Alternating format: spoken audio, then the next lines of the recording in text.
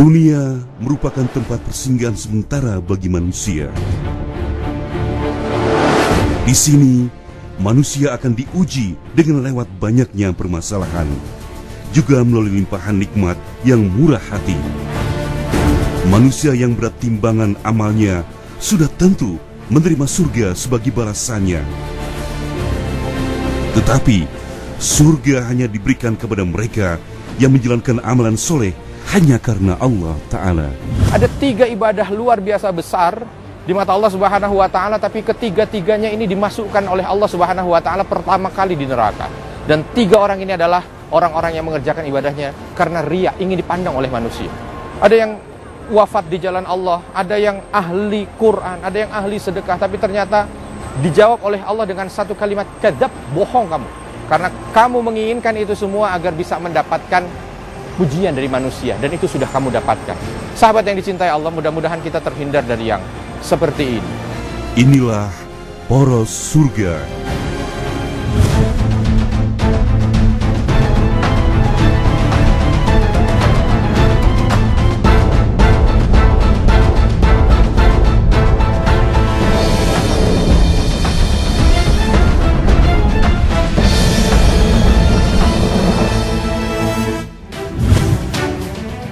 Assalamualaikum warahmatullahi wabarakatuh.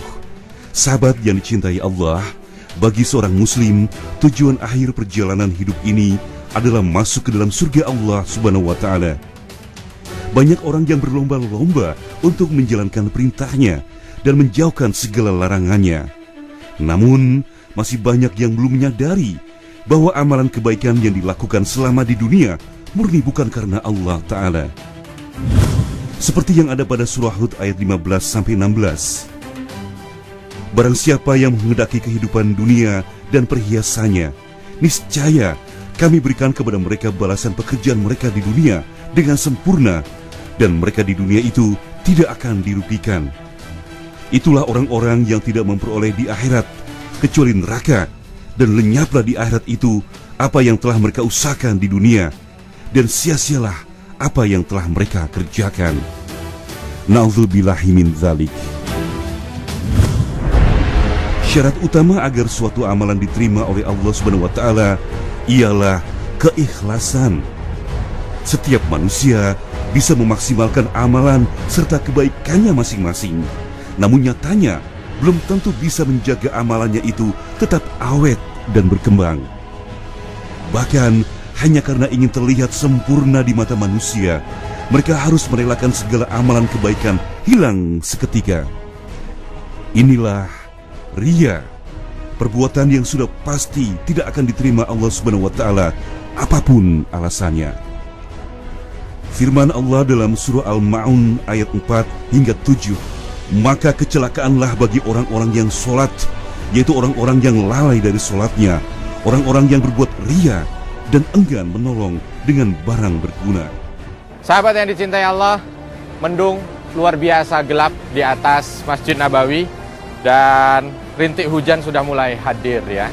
Hujan di sini luar biasa terasa rahmatnya karena akan menghilangkan debu yang ada di atas kota Madinah ini. Jadi begitu hujan turun langsung tersapu dan keindahan itu terasa. Menyapu. Dan ternyata kalau hujan ini menyapu kebaikan, ada satu amal yang menyapu keburukan. Apa dia? Riya. Ketika seorang hamba ada riya dalam ibadahnya, maka ternyata itu mampu menyapu segala amal kebaikan yang dia kerjakan, dan itu akan menjadi sumber keburukan bagi dirinya. Ini yang akan menjadi pintu neraka untuk dirinya. Riya secara bahasa diambil dari bahasa Arab, ro'a, artinya melihat gitu.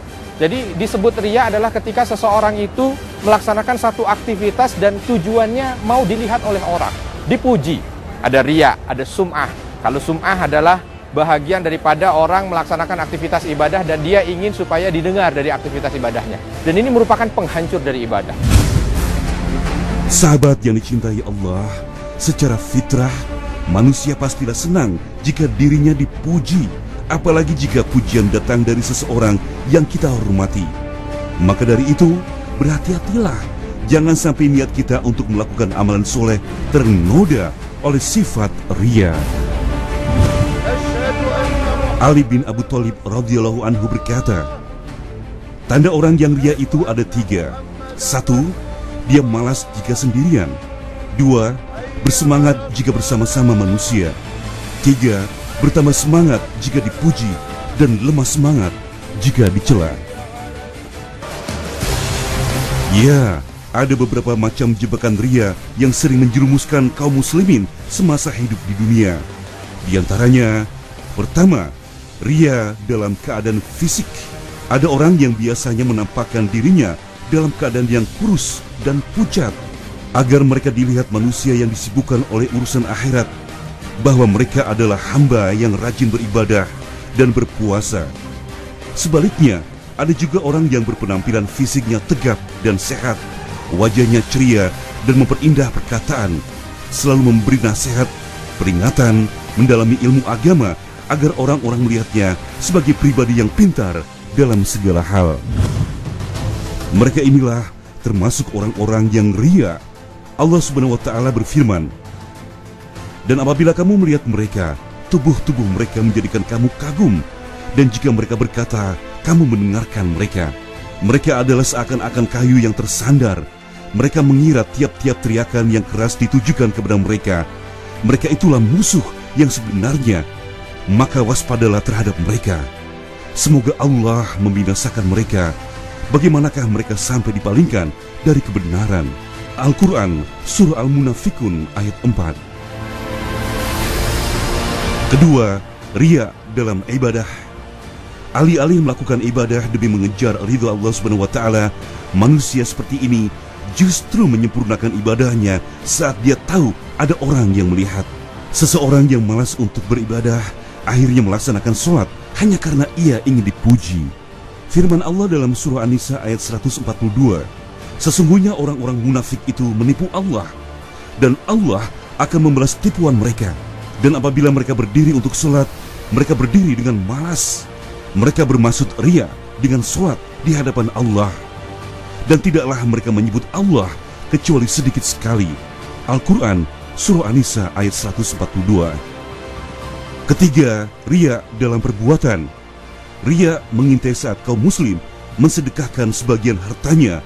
Beberapa dari mereka sering meminta agar sedekahnya diapresiasi agar diketahui oleh orang banyak. Dan ada juga yang sengaja bersedekah agar orang lain melihat bahwa dirinya seorang yang dermawan. Na'udzubillahi min dzalik. Allah telah memperingati orang-orang yang seperti itu dalam surah Al-Baqarah ayat 264. Hai orang-orang yang beriman, janganlah kamu menghilangkan pahala sedekahmu dengan menyebut-menyebutnya dan menyakiti perasaan si penerima, seperti orang menafkahkan hartanya karena ria kepada manusia. Oleh sebab itu, apabila ada niat selain mengejar ridho dan pahala Allah Subhanahu wa Ta'ala dalam setiap perbuatan kita, hendaknya kita bersegera meninggalkannya. Sahabat yang dicintai Allah, Rasulullah SAW telah menyampaikan kepada umatnya ancaman neraka bagi para pelaku ria. Ya, bagaimana ria menggugurkan pahala bagi mereka yang mati syahid, ria bagi orang yang mempelajari dan mengajarkan Al-Quran, dan ria bagi orang yang rajin bersedekah dan berinfak. Akibat sifat ria, ketiga macam orang ini diseret dalam posisi telungkup, kemudian dilemparkan oleh malaikat ke dalam neraka. Na'udzubillahi min dzalik. Sahabat yang dicintai Allah, Nabi SAW pernah menegaskan dalam sebuah hadis sahih juga, "Inna akhwafa ma akhafu alaikum asyirkul asghar." Ada satu perkara yang aku sungguh sangat takut ini menimpa pada kalian, dan ini yang paling aku takuti. Apa dia? Syirik kecil. Dan ketika ditanya oleh para sahabat, "Wahai Nabi, ma huwa asyirkul asghar?" Apa ini syirik kecil ini? Maka Nabi SAW mengatakan ar-riya. Dia adalah riya, ketika orang beribadah dan menginginkan agar dari ibadahnya itu orang lain melihatnya. Nah, dari sini juga justru kalau kita lihat ya, ini seolah azab yang disegerakan untuk dirinya. Kenapa? Karena dia melakukan sesuatu selalu saja melihat orang lain bagaimana ya. Orang lain melihat saya tidak, orang lain memuji saya tidak, orang lain memberikan penghargaan pada saya tidak. Dan itu yang dicari. Ini nanti ketika dia menghadap Allah Subhanahu wa Ta'ala, kenapa disebut syirik? Karena dia mengarahkan ibadahnya itu untuk mendapatkan pujian manusia. Mereka-mereka yang seperti ini nanti di akhir hayatnya akan dihisab oleh Allah Subhanahu wa taala. Setelah itu langsung Allah mengatakan, pergilah engkau kepada orang-orang yang dulu kalian minta agar mereka memujimu, maka apa yang kalian dapatkan dari itu? Mudah-mudahan kita termasuk bahagian orang yang terhindar dari berbagai macam bentuk keburukan syirik kecil, riya, sehingga Allah Subhanahu wa taala tidak bebani kita dengan azab di dunia dan azab di akhirat. Sahabat yang dicintai Allah, riya merupakan perbuatan syirik kecil. Sifat ini jauh lebih berbahaya karena sifatnya tidak kelihatan atau samar. Sudah merupakan keharusan bahwa ibadah yang kita lakukan dilandasi keikhlasan hanya untuk Allah Ta'ala semata. Apabila ibadah kita ditujukan untuk manusia demi mendapat puja dan puji, hal ini jelas termasuk syirik. Oleh sebab itu, riya sangat berbahaya, sehingga Rasulullah pun mengkhawatirkan bahaya riya atas umat Islam melebihi kekhawatirannya terhadap bahaya Dajjal. Maukah aku tunjukkan sesuatu yang lebih aku takutkan kepadamu daripada Al-Masih dan Ad-Dajjal? Yaitu syirik yang tersembunyi. Seseorang berdiri mengerjakan sholat lalu menghiasinya karena ada yang melihatnya. Hadis riwayat Ibnu Majah. Terjadi pada diri kalian lebih aku takutkan dibanding dengan fitnah Dajjal. Apa dia? Fitnah riya yang ada pada hati kalian. Karena ketika riya ini hadir pada hati kalian, dia akan menghancurkan segala bentuk pahala yang sudah kalian kerjakan. Kalau Dajjal hanya datang pada satu masa, sedangkan riya akan hadir dari awal manusia sampai akhir manusia. Semoga Allah Subhanahu wa taala lindungi kita dari berbagai macam bentuk keburukan-keburukan riya yang hadir, sehingga kita mampu untuk bisa mendapatkan kebaikan ibadah yang sudah kita kerjakan. Maka dari itu, ada beberapa tips juga dari ulama supaya kita bisa terhindar dari riya. Apa dia? Mampulah kita untuk menjadi orang-orang yang senantiasa lisannya berdoa agar dijauhkan oleh Allah Subhanahu wa taala dari godaan setan, agar kita tidak masuk dalam riya. Yang kedua, laksanakan dan kerjakanlah ibadah itu murni hanya untuk mendapatkan ridha Allah Subhanahu wa taala. Dan yang ketiga, jauhi segala macam bentuk pujian. Insya Allah ini akan menghadirkan keridhaan Allah Subhanahu wa taala. Sahabat yang dicintai Allah, meluruskan niat merupakan tindakan agar bisa terhindar dari penyakit riya. Rasulullah SAW bersabda, sesungguhnya segala perbuatan itu tergantung niatnya, dan sesungguhnya bagi setiap orang memperoleh sesuai apa yang ia niatkan. Hadis riwayat Bukhari dan Muslim. Ingatlah, segala macam perbuatan kita bergantung pada niatnya. Apabila niat kita baik, lillahi ta'ala, maka insya Allah itu akan dicatat sebagai pahala. Amin, amin, ya Rabbal Alamin. Ya, sembunyikanlah amal kebaikan layaknya kita menyembunyikan aib. Melakukan ibadah dan kebaikan, bersedekah, sebaiknya tidak untuk dipamerkan. Dengan ini, kita pun bisa terhindar dari pujian manusia dan jauh dari sifat riya. Sahabat yang dicintai Allah, selain riya, ada perbuatan lain yang sangat dibenci Allah Subhanahu wa taala, yakni tamak.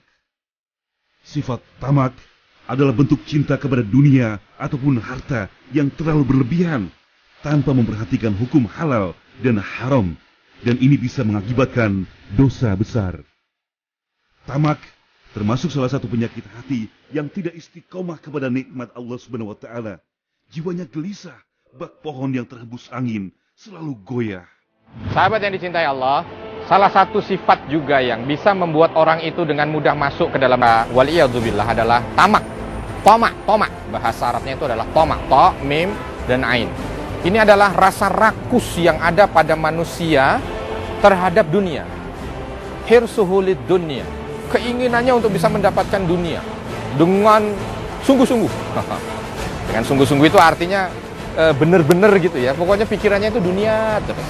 Jadi ketika orang itu dalam pikirannya hanya bagaimana harta, bagaimana kekuasaan, bagaimana kemuliaan dunia semata, maka ini lebih bahaya. Ini merupakan bahagian dari kewaspadaan yang harusnya kita miliki sebagai umat Islam. Umar bin Khattab berkata, tamak adalah kemiskinan dan putus asa darinya adalah kekayaan. Karena barang siapa yang berputus asa terhadap apa yang dimiliki oleh manusia, niscaya dia tidak akan membutuhkan. Dengan kata lain, orang yang tamak akan melemah, menghujamkan dirinya pada kehinaan jika bertemu dengan apa yang diharapkan selama hidupnya, entah berupa kekayaan, jabatan, dan lainnya. Hati-hati dalam kehidupan dengan tamak. Ada yang lebih parah juga dari itu. Tamaknya terhadap, contoh misalkan ilmu agama agar dia itu bisa mendapatkan dunia. Hati-hati. Karena Nabi SAW sudah juga menegaskan itu. Tidaklah seseorang ketika mempelajari ilmu agama ini yang harusnya hanya mengharap ridha Allah Subhanahu wa taala, tapi ternyata dia itu mengharap dunia. Aradan minad dunya, minta sesuatu hanya karena dunia, maka lam yajid rihal jannah, lam yajid arfal jannah. Orang yang seperti ini tidak akan mencium bau surga. Kenapa? Karena perbuatannya itu yang harusnya membuat dia menjadi mulia, tapi karena tomaknya terhadap dunia justru akan membuat dia terhina di mata Allah. Maksudnya bagaimana? Ada orang ya, karena inginnya dunia, lalu dia lihat apa yang bisa mempercepat dia menjadi kaya. Oh, ilmu agama, dia belajar ilmu agama. Tapi tujuannya bukan untuk mendapatkan ridha Allah, tujuannya agar dia dianggap alim, diminta ngajar sini, dimuliakan orang sehingga duit itu pada berdatangan. Ini termasuk bahagian daripada tamak terhadap dunia, dan ini nauzubillah min dzalik termasuk bahagian orang yang akan mendapatkan azab.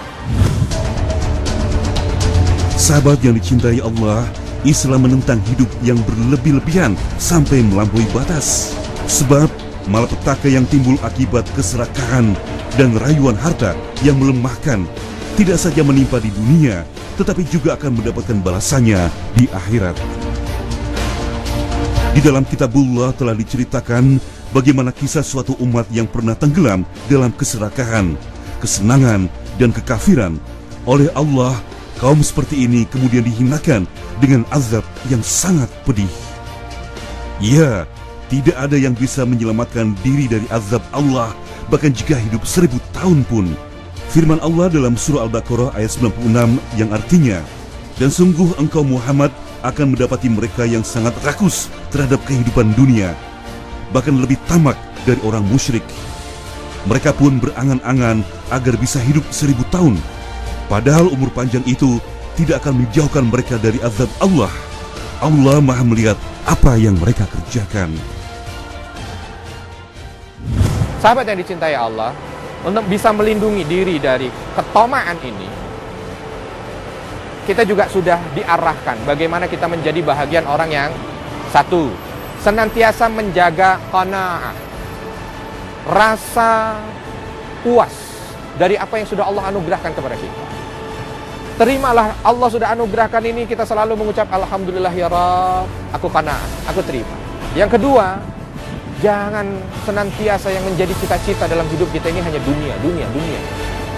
Man asbaha wa hammuhu dunya, orang yang pagi hari baru bangun dan apa yang ada di pikirannya adalah dunia, maka farraqallahu syamlah, Allah akan cerai-beraikan urusannya, dunianya nggak akan pernah dia dapatkan dengan baik. Wa ja'ala faqrahu baina ainaihi, akan dijadikan fakirnya, kemiskinan itu di depan matanya. Ini keburukan yang luar biasa. Maka hendaknya kita mampu menjaga diri untuk tidak selalu memandang segala sesuatu dengan dunia. Contoh misalkan, bersahabat, dia lihat nih kalau mau teman sama begini kira-kira saya bisa mendatangkan kekayaan nggak ya? Nah ini tamak ini. Senyum yang beda antara satu dengan individu yang lain hanya karena kedudukan dunia, tamak ini. Ini yang bisa mendatangkan keburukan yang nauzubillahi min dzalik. Mudah-mudahan kita tidak termasuk bahagian orang yang seperti itu. Walaupun dosa manusia amat banyak, meski bagai buih di lautan yang tidak mungkin terhitung, apakah pintu taubat masih terbuka? Niscaya Allah akan mengampuninya, tetapi Allah tidak akan mengampuni dosa syirik.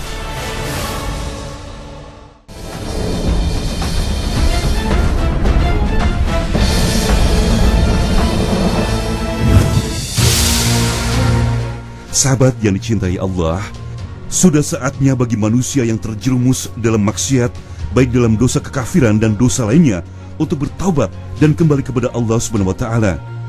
Apakah pintu taubat masih terbuka? Tentu saja, janganlah berputus asa. Sesungguhnya Allah Maha Pemaaf bagi semua hambanya. Firman Allah dalam surah Az-Zumar ayat 53 sampai dengan 54 yang artinya, hai hamba-hambaku yang melampaui batas terhadap diri mereka sendiri, janganlah kamu berputus asa dari rahmat Allah. Sesungguhnya Allah mengampuni dosa-dosa semuanya. Sesungguhnya Dialah yang Maha Pengampun lagi Maha Penyayang. Dan kembalilah kamu kepada Tuhanmu dan berserah dirilah kepadanya sebelum datang azab kepadamu, kemudian kamu tidak dapat ditolong lagi. Walaupun dosa manusia amat banyak, meski bagai buih di lautan yang tidak mungkin terhitung, niscaya Allah akan mengampuninya, tetapi Allah tidak akan mengampuni dosa syirik. Ya, hal ini ditujukan bagi mereka yang tidak mau bertobat dan kafir sampai mati. Dalam ayat Allah berfirman, dan barang siapa yang mengerjakan kejahatan dan menganiaya dirinya, kemudian ia mohon ampun kepada Allah, niscaya ia mendapati Allah Maha Pengampun lagi Maha Penyayang. Al-Quran Surah An-Nisa ayat 110. Semoga kita semua bisa selalu menjadi hamba Allah yang selalu ada dalam lindungannya.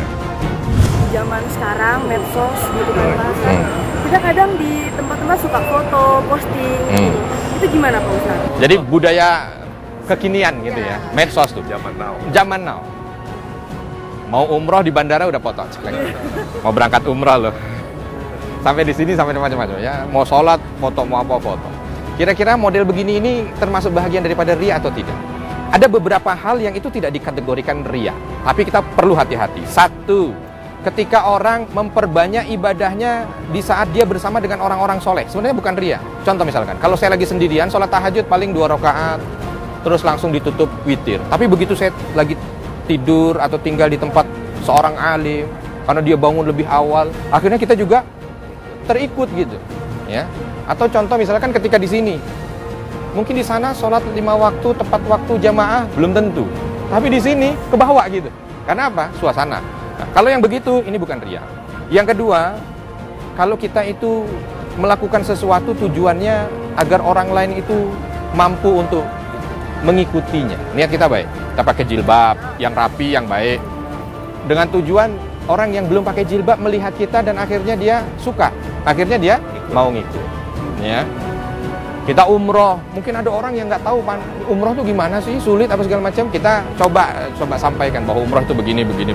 Akhirnya dia enak juga ya. Saya ngikut deh. Nah, itu artinya itu sebuah kebaikan. Beda kalau niat dari awal foto, pengennya dipuji. Dikit-dikit dilihat like-nya berapa. Nambah nggak pengikutnya? Nanti omongan orang apa? Segala macam. Nah, ini masalahnya di sini. Tapi kalau dia begitu sudah ambil, terus sudah tutup, track, sudah habis itu dia udah nggak urus lagi tuh. Yang penting dia pengennya baik aja, orang tuh baik. Nggak sedih ketika aduh udah capek-capek, hujan-hujan, ngambil gambar, yang like cuman sekian, aduh nggak ada yang like lagi. Ini masalah. Di sini letak masalah. Tapi kalau udah bismillah, yang penting orang tahu udah selesai. Setelah itu saya tidak masalah. Dan tidak ada kalimat-kalimat yang ngarah ke sana. Saya umroh dan saya ini sudah 9 kali umroh dulu. Agar kalian tahu aja. Nah, ini bahasanya bahasa tendensius ya. Nah, umrohnya mahal loh. Gitu ya. Garuda. Ini masalah. Ya itu masalah ya. Jadi sekali lagi perbaiki niat. Salah seorang tabi'in Sufyan Ats-Tsauri menegaskan ada sesuatu yang paling berat dalam hidup untuk aku tata. Dan beliau sebut apa dia? Niat. Gitu. Karena memang niat ini tidak ringan untuk membuatnya supaya kita tetap. Jangan sampai sudah banyak ibadah yang kita kerjakan, begitu menghadap Allah ternyata nggak ada nilainya. Nauzubillah min dzalik sia-sia. Terima kasih atas partisipasinya sore hari ini.